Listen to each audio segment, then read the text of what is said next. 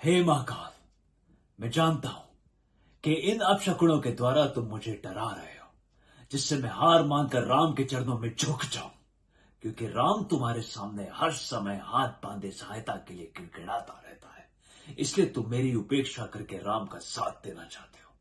मैं ये भी जानता हूं कि तुम मुझे मेरे अहंकार का दंड देना चाहते हो। मुझे अपनी शक्तियों पर अहंकार करने का पूर्ण अधिकार है। वे शक्तियां मुझे किसी दान में प्राप्त नहीं हुई।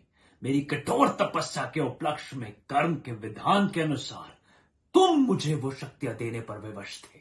मैंने अपने बाहुबल से वे शक्तियां प्राप्त की हैं, इसलिए मैंने उन पर अहंकार किया। और जब भी कोई अपूर्व शक्ति प्राप्त करता है तो तुम्हारी माया भी उसे शक्ति की मदद में पागल कर देती है। शक्ति का मत तो तुम्हारे देवता भी नहीं सहन कर सकते, उन्हें भी अहंकार हो जाता है। वही अवस्था मेरी है। शक्तियां पाकर उनसे अहंकार हुआ और उस अहंकार और शक्ति का मद सहन नहीं कर सका। उन शक्तियों के मद में दूसरों पर अत्याचार भी किया।